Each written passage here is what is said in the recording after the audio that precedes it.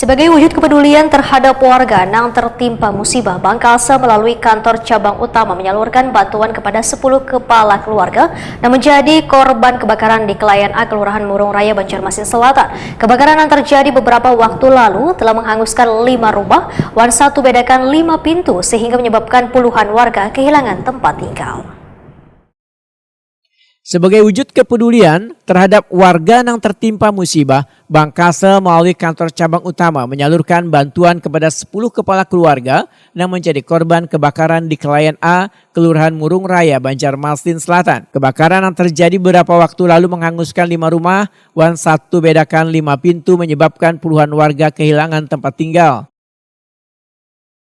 Bantuan diserahkan Kepala Cabang Utama Bangkalsel Suryadi kepada perwakilan warga berupa duit tunai sebesar 15 juta rupiah. Bantuan ini diharapkan bisa menjadi langkah awal pemulihan gasan warga yang kehilangan harta benda mereka akibat musibah tersebut.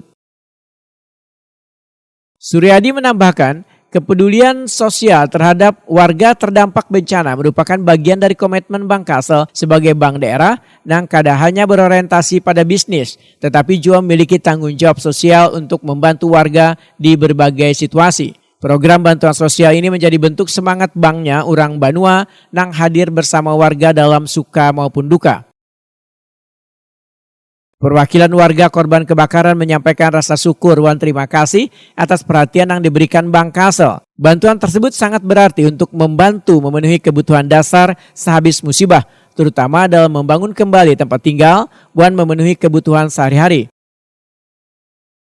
Melalui kegiatan sosial ini, Bangkalsel terus mempertegas perannya sebagai institusi yang berkomitmen pada kesejahteraan warga Banua, sejalan dengan visi Bangkalsel untuk tumbuh bersama dan membawa manfaat gasan sabaratan lapisan warga Kalimantan Selatan.